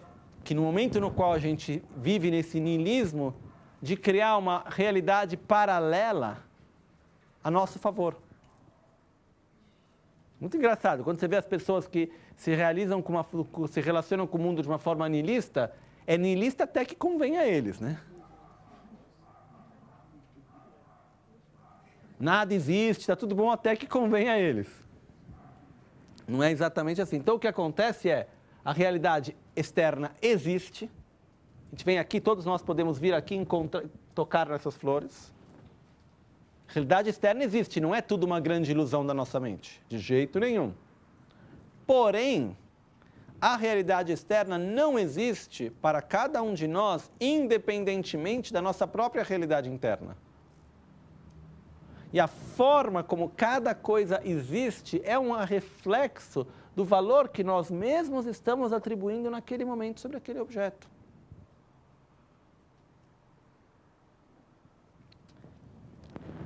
O fato é que nós não tendo consciência disso no nosso dia a dia, a gente acaba vivendo num conflito constante, no qual a gente vê um objeto, atribui um valor a ele, mas a gente acredita que aquele valor não foi atribuído por nós, mas aquele valor é intrínseco do objeto. Aí, de repente, o que acontece? A gente não se dá bem com aquilo, a gente vê que aquilo é daquele jeito e não pode ser diferente. Então, a gente tem uma reação. A reação que a gente tem a isso é ou de criar uma dependência ao objeto, ou de querer eliminar ele. Então, se tem algo que eu vejo como uma causa de sofrimento, eu vou querer eliminar aquilo, porque não depende de mim o fato de ser uma causa de sofrimento.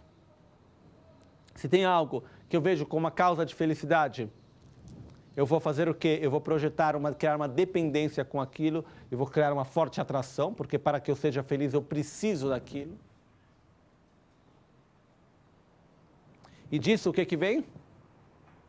Apego, inveja, ciúmes, raiva. Se a gente pegar todos esses sentimentos, raiva, rancor, ódio, aversão, apego, ciúmes, inveja, desejo ilimitado, arrogância, avareza, todos eles e todos os que vêm junto também, se baseiam sobre o fato do objeto ao qual eles estão direcionados existir da forma como aparece a mente, independentemente de qualquer outra coisa. Se a gente está com muita raiva e de repente a gente entende que o objeto de raiva não existe como objeto de raiva, independentemente do valor que nós estamos atribuindo a ele, a raiva quebra. Ela não tem mais um lugar sólido onde se sustentar. Por um outro lado, o que acontece é, enquanto eu não realizar isso, eu não vou conseguir acabar com a raiva. Por quê? Eu posso parar para meditar, mas voltando ao exemplo daqui, do sino, ou melhor, do copo. O que acontece? Enquanto eu ver esse objeto como um sino, eu vou continuar me relacionando a ele como sino. Eu posso forçar minha mente a dizer, não, isso é um copo. Então eu vou lá lembrar copo, pega ele, segura assim, vai lá, coloca água nele, toma, tal, pede, usa o nome copo. Mas enquanto eu não eliminar o conceito de copo, de sino deste objeto, ele ainda vai ser para mim um sino usado como copo. Eu ainda vou ver ele como se existisse como sino por si só. Eu posso forçar a minha mente a não me relacionar a ele como sino.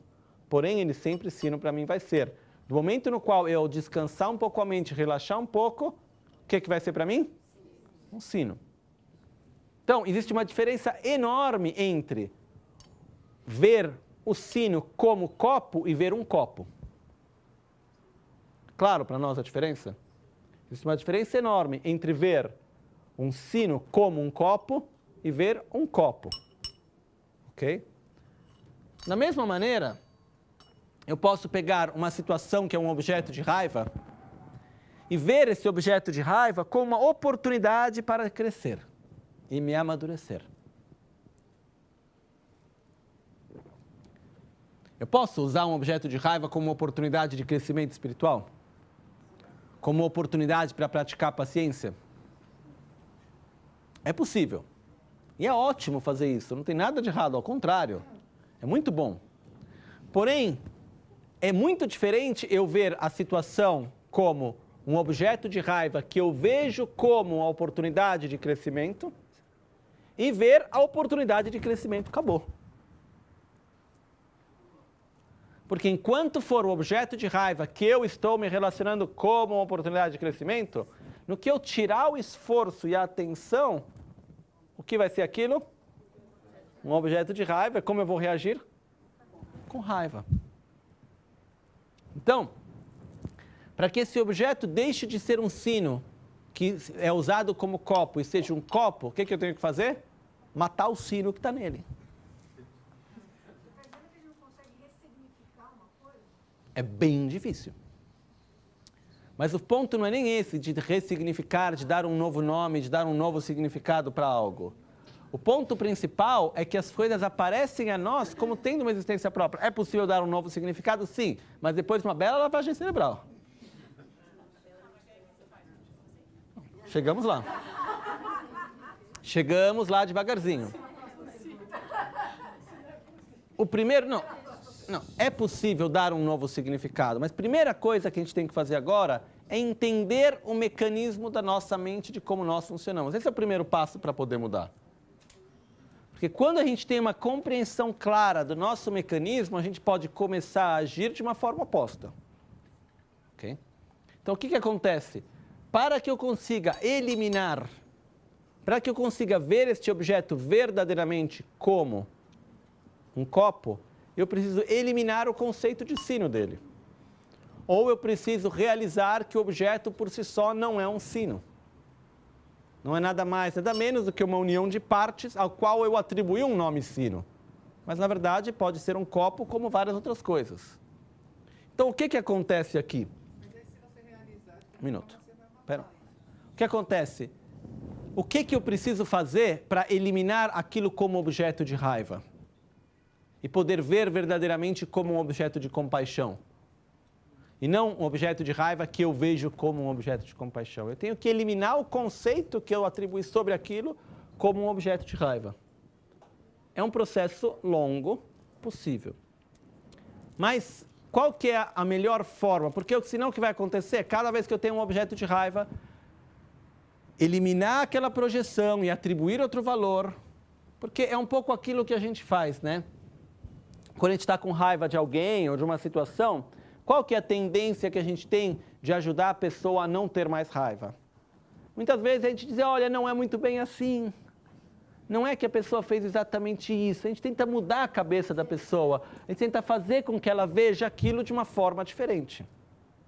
Mas um dos melhores métodos, na verdade, é dizer, você tem razão. A pessoa fez isso, fez. As palavras que você ouviu estavam corretas, sim. Porém, existem várias outras formas de ver isso que são corretas também. Você não está obrigado a ficar preso a essa visão que você está tendo nesse momento. E abrir a mente para outras possibilidades. E desconstruir aquela visão sólida que a gente tem da realidade, como sendo apenas uma possibilidade. Ok? Porque se a gente começar a tentar falar, olha, não é muito bem assim, a gente não consegue se enganar. De verdade.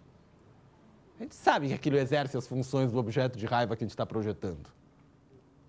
Então sim, eu vou tentar ser diferente, mas na verdade no fundo não vai mudar.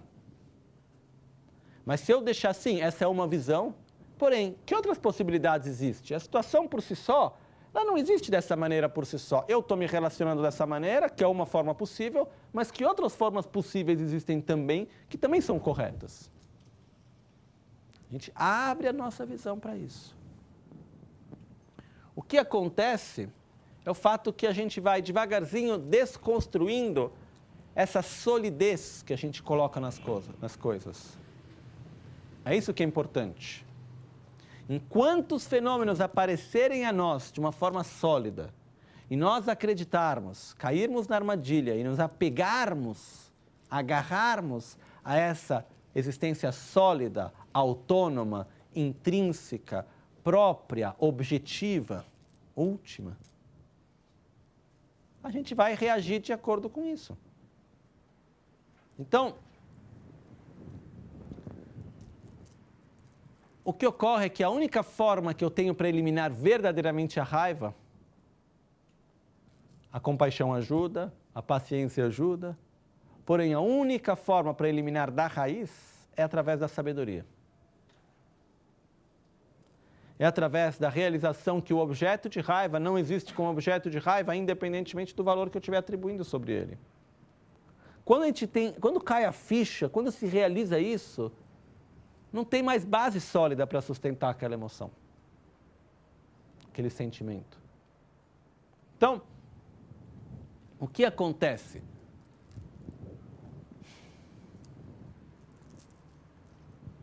Se a gente para, ou melhor, se a gente não analisa, se a gente não observa os fenômenos, se a gente não está analisando eles, a gente simplesmente deixa da forma como as coisas aparecem a nós.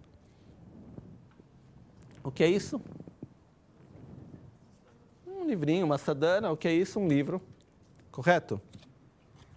Né? Isso é um livro. Se eu não analiso, o que é isso? Um livro. Por que que é um livro? Porque é um livro. Isso não é pergunta que se faça. Por que que um livro é um livro? Sem analisar. Se a gente para analisar e observar, onde está o livro? Onde se encontra o livro? Na minha mão, perfeito. Porém, fora do fato que o livro se encontre na minha mão, analisando o que é o livro. Cadê ele? O livro está nas páginas? Está na capa? Está nas palavras? Nos parágrafos, nos capítulos? Está na união disso tudo? É o bastante eu ter tudo isso junto para ter um livro? Não. Eu posso ter páginas. O livro existe independentemente das páginas? Independentemente da capa? Não, senão seria um livro sem capa. Ainda livro seria, porém sem capa. Chegamos... Espera. O livro existe independentemente das páginas? Não. Existe independentemente das palavras, do papel, da tinta, de cada uma das partes que o compõem? Não existe independentemente disso. Porém, o livro existe apenas na união dessas partes? Se eu tiver todas essas partes juntas, eu abro, eu viro de página para página, eu posso ler as palavras. Necessariamente eu tenho um livro? Eu posso ter um monte de páginas colocadas juntas e costuradas? Posso. O que faz disso um livro e não um monte de páginas com uma capa costuradas juntas? O nome que eu estou dando. Então, o que é um livro? Um livro não é nada mais, nada menos do que um valor atribuído a uma união de partes. Um livro não é nada mais, nada menos do que o nome livro atribuído a uma união de partes, que são as páginas, as palavras, o papel, a tinta, etc, etc. Eu pego uma página.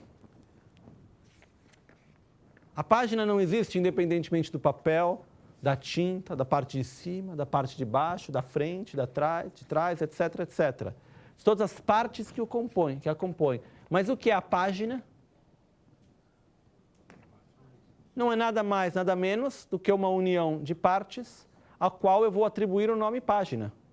Uma página não é nada mais, nada menos do que um nome, página, atribuído sobre uma união de partes. Aí eu pego uma letra. Aqui tem a letra Pá.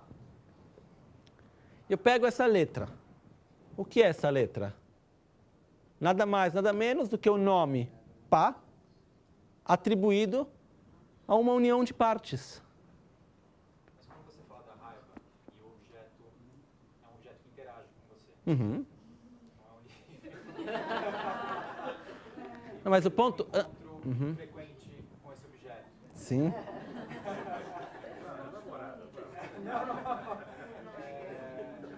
Tem N exemplos da vida. Você consegue até um certo ponto lidar com isso, você consegue entender, você tem a ideia do conceito. Uhum. Mas como esse objeto interage com você, te pode instigar ou pode te tirar do sério. Não, chegamos lá. Primeiro, antes disso, já respondo. O que acontece? É muito importante, pode parecer quase uma brincadeira, mas é muito importante a gente conseguir entender que o livro não existe fora do valor que a gente atribui a ele. que não é nem o valor que a gente atribui a ele. O livro não é nada mais ou menos do que um valor atribuído a uma união de partes. Ok? A página não é nada mais, nada menos do que um valor atribuído a uma união de partes. A pessoa, a situação, a sensação não é nada mais, nada menos do que um nome, um valor atribuído a uma união de partes. O que acontece? Cada vez que eu vou lá e eu venho aqui, cada vez que a gente vai ter a aula do Bodhisattva Charyavatara, eu pego o livro e tal. Para mim é o mesmo livro? É. Por quê? Porque eu estou atribuindo um valor sobre um objeto que para mim parece que não mudou nada, mas na verdade mudou. E que consegue exercer tais funções. Okay. Cada vez que eu me encontro com uma pessoa e que eu vivo um certo tipo de situação, aquela pessoa me fala de um jeito, tem uma certa atitude, etc, etc. O que é aquela pessoa? Onde está? O que é Devadatta? Devadatta é um exemplo para dizer fulano, ciclano, Devadatta. O que é Devadatta? Devadatta não é nada mais, nada menos do que um nome, Devadatta, atribuído a um conjunto de partes. Mas se a gente parar para pensar da gente mesmo, o que sou eu? O que é Lama Michel? Lama Michel não é nada mais, nada menos do que um nome atribuído a um conjunto de partes. Qual é esse conjunto de partes? Corpo e mente. Mas se eu vou pegar a mente, a minha mente, cadê a minha mente? Se eu for procurar, o que é a mente? É o nome mente atribuído a um conjunto de partes, que são o fluxo de pensamentos. E se assim eu posso ir para cada coisa. O que é importante a gente entender nesse momento, tudo isso é uma introdução para a parte que a gente vai ver daqui a pouco, tá? Mas tudo isso é importante a gente entender que quando a gente fala que algo é vazio de uma existência própria, intrínseca, não é que o livro é a matéria. A matéria do livro existe ou não existe? Existe, está aqui, a gente pode encostar todo mundo nele. Porém, o que é livro? É um nome, um valor atribuído a um conjunto de partes. Acabou. O livro não é nada mais, nada menos do que um valor atribuído a um conjunto de partes. O mesmo acontece com o objeto de raiva, objeto de ciúmes, de inveja. Quando a gente consegue entender, de novo, que o livro não é nada mais, nada menos do que um valor atribuído a um conjunto de partes, a gente consegue perceber o quanto que o livro, na verdade, não é sólido. Mas que é uma convenção. Em vez de um livro, pode ser um conjunto de páginas. Pode ser várias coisas. Em vez de um sino, pode ser um copo, pode ser um apoiador para manter o papel na mesa, pode ser várias coisas. Okay? O ponto que a gente tem que chegar, nesse momento, é entender que os fenômenos que a gente se relaciona a cada momento da nossa vida, e mesmo a nossa própria pessoa, os nomes que a gente dá, os fenômenos não são nada mais, nada menos do que o próprio nome atribuído sobre um conjunto de partes. E o nome traz em si próprio características e funções.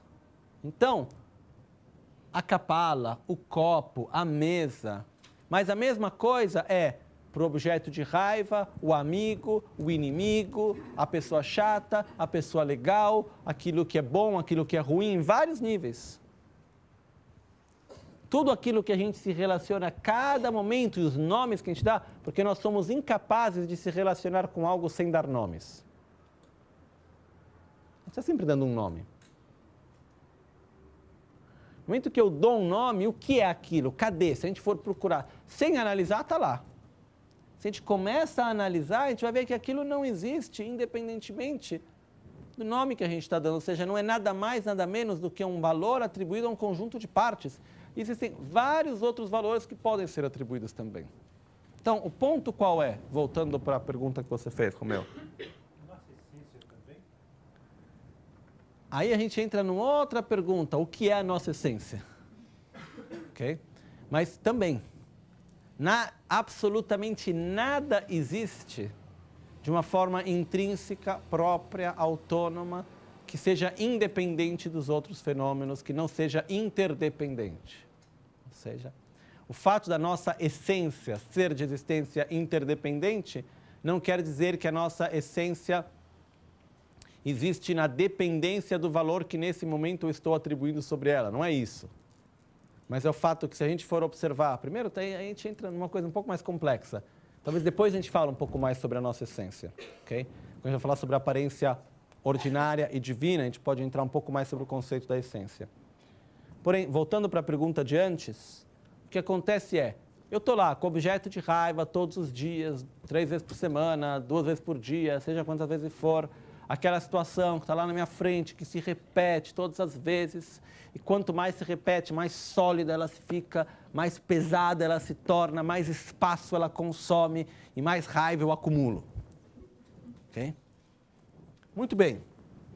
É fácil? Não, não é fácil de dar. Porém, se eu paro, pego essa situação, nunca medite num objeto de raiva no momento que você está com raiva, não funciona. Depois, parou. No momento no qual a gente está num momento seguro, protegido, longe do objeto de raiva, está tudo bem. A gente para observar o sentimento que a gente teve, que a gente ainda tem. Observa o objeto de raiva. A gente vai começar a procurar. Primeiro, a gente precisa deixar com que aquela existência sólida, autônoma, apareça a nós. Depois a gente começa a procurar. Cadê? Existe assim mesmo? Por que eu estou vendo dessa maneira? A gente vai ver que grande parte do nosso sofrimento e conflito nasce da expectativa que a gente cria, do valor que a gente atribui e não pela ação específica que está sendo feita, de coisas que a gente acumulou do passado, de traumas que a gente tem anteriores. Que, na verdade, no final das contas, a pessoa que está lá todo dia, por que é tão difícil de lidar com ela? Porque ela está constantemente sendo um espelho que mostra uma dificuldade que a gente tem dentro de nós. É fácil lidar? Não é fácil. Okay? Porém, se nós conseguíssemos, que não é óbvio, realizar que aquela pessoa, aquela situação não existe como um objeto de raiva por si só, mas eu vivo dessa maneira porque acaba sendo um espelho que mostra conflitos que eu tenho dentro de mim, eu posso acabar vendo ela como uma grande oportunidade de me conhecer melhor. Aqui a gente entra nos ensinamentos Kadampa, que dizem que os nossos melhores amigos são, na realidade, os nossos inimigos. Porque são aqueles que acabam servindo para nós como um espelho e nos mostram os nossos próprios conflitos, etc. Okay? Mas o fato é chegar na conclusão que o objeto de raiva, o nome que a gente for dar, a pessoa pode ser uma pessoa chata, sei lá, não estou acostumado a dar muitos adjetivos, mas a gente pode dar vários adjetivos que seja. Por que eu dou esse nome? Porque ela é dessa maneira por si só? Ou porque eu estou atribuindo esse valor na base de uma expectativa que eu criei, de uma experiência que eu tive, e assim por diante. E dessa maneira, a gente vai gradualmente desconstruindo aquela imagem sólida que a gente tem. Isso não vai resolver o problema de cara, tá? Mas devagarzinho a gente pode ir desconstruindo isso, ok? Não é o fato dela deixar de ser chata ou não. Ok, não, o fato... Que a pessoa só é chata porque a gente a percebe como chata. Não, mas é isso. Eu me explico melhor. Eu acho melhor. Não, eu vou me explicar melhor. Chato parece uma coisa mais subjetiva.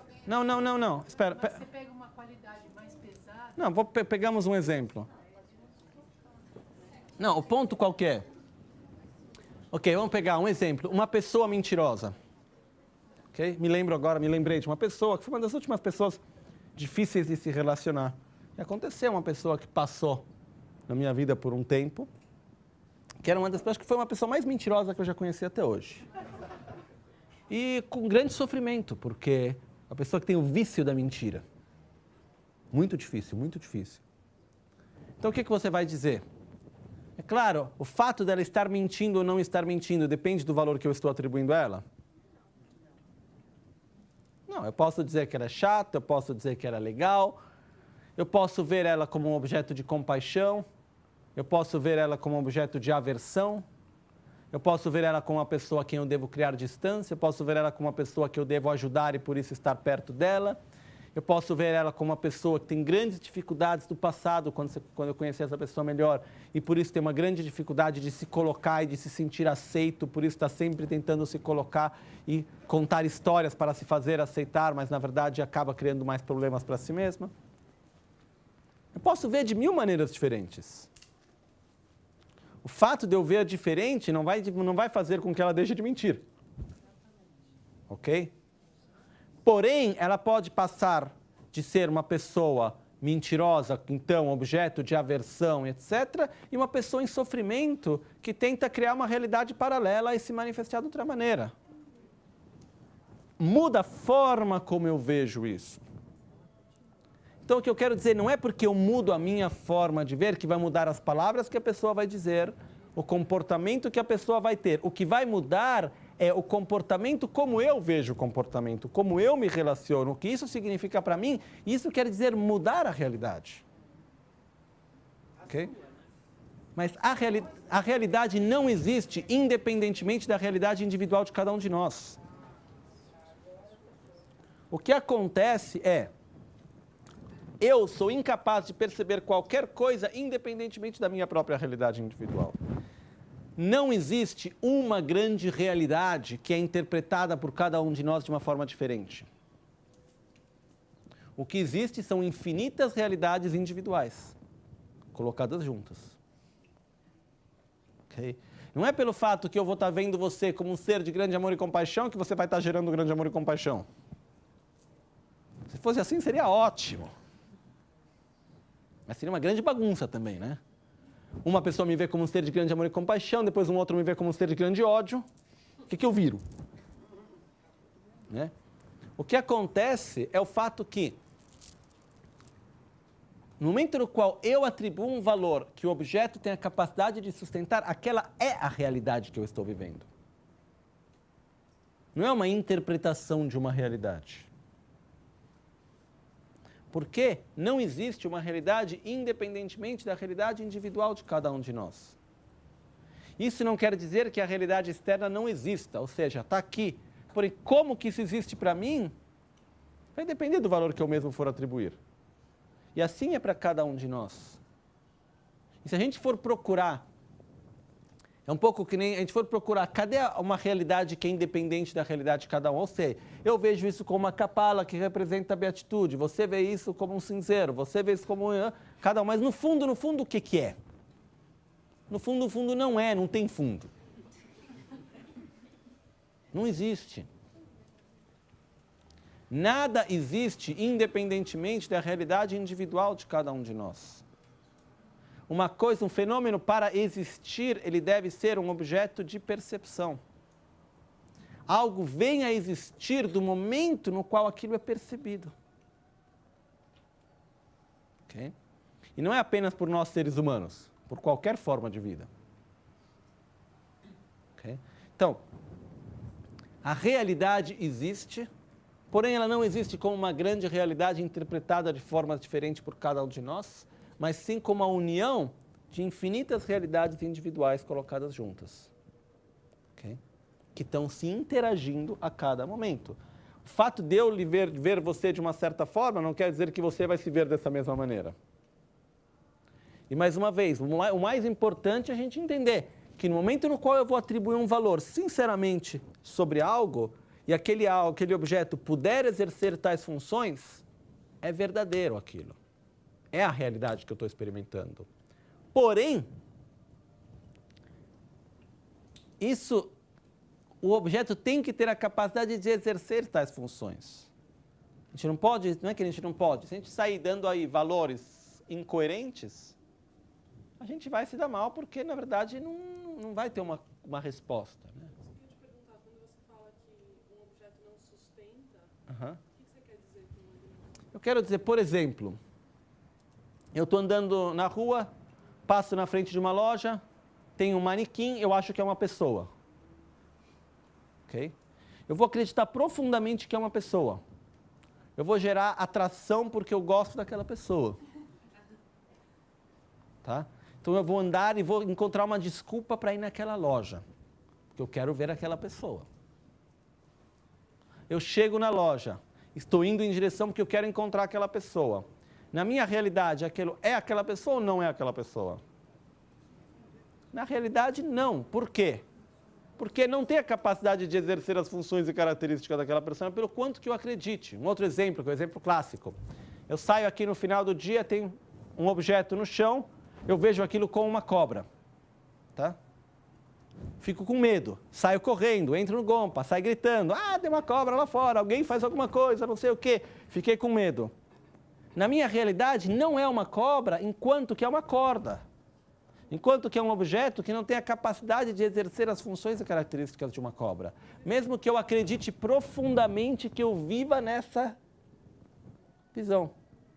Mas esse padrão de você sempre acreditar que uma corda pode parecer uma cobra, pode repetir a sua vida inteira e você Claro. pode sempre cair no mesmo. Você pode passar a vida inteira dentro disso, como nós passamos a vida inteira com várias coisas. Isso são chamadas visões errôneas. Quando a gente fala que existem visões errôneas, uma visão errônea é quando a gente atribui um valor que é incoerente com a capacidade do objeto de sustentar. Isso é chamado uma visão errônea. A gente está cheio de visões errôneas, todos os dias.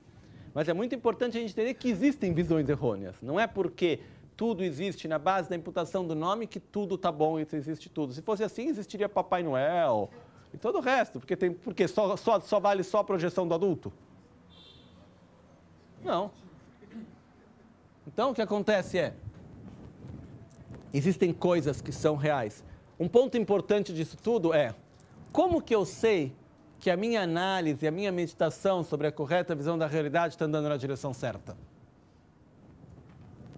Se quanto mais eu medito sobre o vazio de existência intrínseca, que os fenômenos não existem, independentemente do valor que é atribuído sobre eles, etc., se quanto mais eu medito sobre isso, mais eu acabo me desvinculando da realidade, achando que tudo pode, que tudo existe, que nada existe, eu estou indo no caminho errado. Se quanto mais eu vou refletir sobre o vazio de existência intrínseca, mais eu senti o poder das causas e condições, mais eu me conectar com a lei do karma, ou seja, que cada ação traz um resultado, quer dizer que eu estou indo no caminho certo. Okay? O que é importante a gente entender é que quando a gente fala que todos os fenômenos são vazios de uma existência intrínseca, que tudo existe com a mera imputação do nome, que o livro não é nada mais nada menos do que um valor, livro, atribuído sobre um conjunto de partes, a gente não está fugindo da realidade, a gente está tocando ela com as mãos. Mas quando se refere a uma pessoa é mais difícil, né? Claro que é mais difícil, por isso que a gente começa com o exemplo do livro.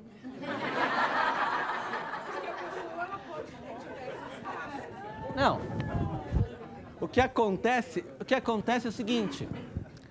Quando a gente fala sobre observar e meditar sobre a vacuidade, isso tem vários níveis. Primeiro você começa com objetos simples.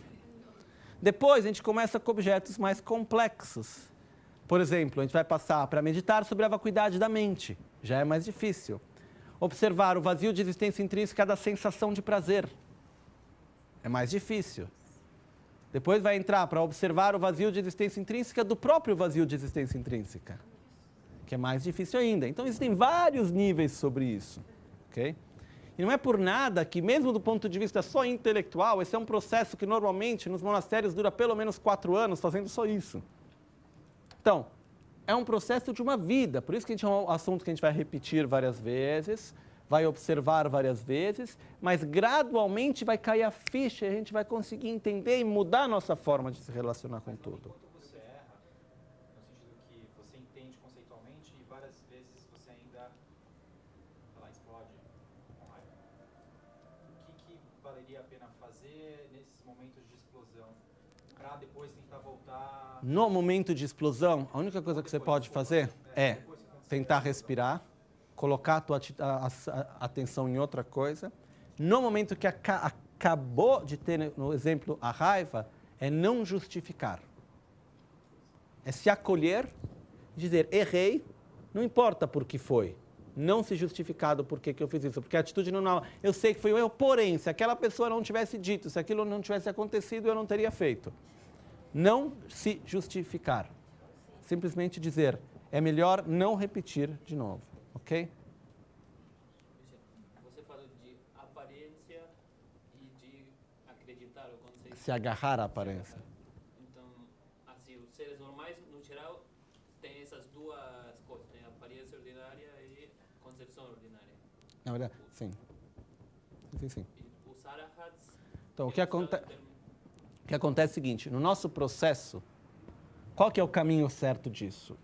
Então, explicar isso, depois a gente vai parar por uma pausa e vamos entrar no conceito específico de aparência ordinária e divina, que se baseia em tudo isso que a gente falou até agora. O que acontece? Vou fazer um exemplo. Voltando sempre para o sino, ok? A gente olha para o sino, a gente diz, ok, isso é um sino, e a nossa percepção do sino qual é? Que ele existe como sino por si só. Okay. Outro exemplo melhor, vai? Eu achei um outro exemplo mais fácil de entender. Eu passo várias vezes, eu vou ver um espetáculo. Eu estou acostumado a ir lá e ver um show. E eu olho e eu vejo várias pessoas, eu falo, nossa, olha que ator bom. Que show legal. Eu tenho certeza que tem o ator lá, eu quero até conhecer ele e tal. E depois de um tempo, alguém começa a me falar. Eu já vi aquele espetáculo várias vezes. Eu criei até uma relação minha íntima com o ator, que eu gosto dele por causa disso, daquilo. E eu imagino onde ele mora, como é, eu acredito, eu vejo aquele ator, eu gosto dele e todo o resto. Aí, de repente, um dia alguém começa a me falar, olha, que esse espetáculo, na verdade, é uma projeção de uma imagem, não tem ninguém lá. É um filme que está passando. Tem uma ótima qualidade, fazem de um jeito muito legal, porque tem uma técnica XYZ lá que aparece de um jeito. Porém, não tem ninguém. É uma ilusão que você está tendo. Ah, não pode ser. Deixa eu ir de novo para ver. A gente vai lá e a gente fala, nossa, mas não é. Aí a pessoa vai nos falando, vai nos dando as razões do porquê, a gente começa a ficar com dúvida. Mas será que é a pessoa mesmo? Como que aparece para mim? Qual a minha aparência? Como sendo uma pessoa real. Aí eu começo a ir, começo a ver, começo a raciocinar. Nossa, não é uma pessoa mesmo. Mas como que aparece para mim? Como sendo uma pessoa. Até que um dia, ainda é intelectual o fato de não ser uma pessoa, porque a aparência ainda é como uma pessoa, mesmo porque eu estou tão acostumado a ver como uma pessoa, por muitas e muitas vezes da minha infância que eu vou lá. E o que acontece? Até que um dia eu consigo chegar tão perto que eu passo para trás da tela e eu vejo a luz batendo. Eu olho, vejo, não tem ninguém. Naquele momento tem uma experiência direta que não é uma pessoa. Eu saio, eu volto de novo para a sala onde eu vejo a projeção, como aparece para mim? Como sendo uma pessoa, porém eu tenho certeza que não é. Aí eu vou voltar várias vezes para ver que é uma projeção, até que um dia eu consiga olhar e simplesmente ver uma projeção e não ver mais uma pessoa. Ok? Então, quando esse é o processo, o que acontece é, a gente está tão acostumado, familiarizado, a ver os fenômenos como se fossem de uma existência própria, autônoma, intrínseca, objetiva, etc., que eles aparecem dessa forma e nós nos agarramos a essa aparência. A gente acredita nisso. Quando a gente consegue, através de um processo, que depois eu vou explicar em mais detalhes, chegar a ter uma experiência direta, não conceitual, que o fenômeno não existe de forma intrínseca, assim como ele aparece para mim, no que eu sair desse momento meditativo, eu vou olhar para o objeto, ele vai continuar aparecendo para mim como se fosse de existência própria, porém eu sei que não é. Eu não caio mais nessa armadilha. Esse é um arhat. Quando a gente tem a experiência direta, que a gente passou para o outro lado da tela, a gente viu a projeção, isso é quando se sai do samsara, quando se elimina a ignorância. Quando a gente consegue ter uma experiência direta do vazio de existência intrínseca. Isso é quando a gente consegue eliminar a nossa ignorância. Porém, a gente ainda tem as marcas da nossa ignorância, porque por tanto tempo a gente viu daquele jeito. E aí é o processo que tem do segundo boom até o 10º boom. Que é o processo de ir tantas e tantas vezes, olhar de trás da tela, até que eu olho para aquilo e não vejo nada mais do que pontos de luz numa tela. E não mais uma pessoa. Não tem mais aquela aparência. Então, usando os termos corretos, nós, nesse momento, nós temos tanto a aparência de existência intrínseca, como nos agarramos à existência intrínseca. Um arhat, quando a gente tem uma realização direta da vacuidade, durante o momento de realização direta, não tem nem aparência, nem o agarrar-se à aparência, porque se realiza o vazio dessa existência intrínseca diretamente, não conceitualmente. Quando se termina essa experiência direta, a aparência de existência intrínseca continua, porém não tem mais o agarrar-se a essa aparência. E aqui, qual que é? É como viver a vida como se fosse um sonho, sabendo de estar sonhando. Nesse momento, nós vivemos a vida como se estivéssemos num sonho, sem saber de estar sonhando. Quando se tem uma experiência direta da realidade, é como se nós estamos no sonho, porém sabendo que é um sonho. E quando se atinge a iluminação é quando se acorda. Deixa-se de sonhar, ok? Eu vou explicar, vamos fazer uma pausa agora, a gente vai voltar para esse ponto, eu vou explicar melhor qual que é o exemplo do sonho, e aqui a gente vai entrar no conceito como que tudo isso que a gente viu é a base para o veículo Vajrayana. Como que no veículo Vajrayana isso é chamado de aparência ordinária e agarrar-se à aparência ordinária. E isso é a raiz do nosso sofrimento. Então, de que forma que a gente vai transformar isso e através de quais ferramentas que a gente faz isso no caminho Vajrayana. Ok?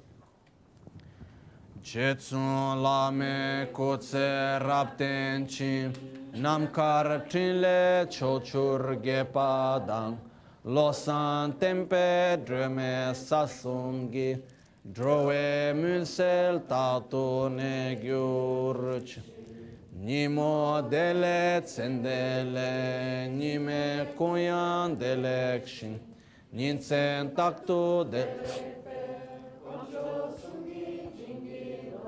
Koncho sumgi ngodrupso, koncho sumgi trashisho. De sol a sol, à noite ou ao meio-dia, possam as três joias conceder-nos suas bênçãos. Possam as três joias ajudar-nos a alcançar todas as realizações. Possam as três joias espalhar muitos sinais auspiciosos no caminho de nossas vidas. Fazemos uma pequena pausa e voltamos.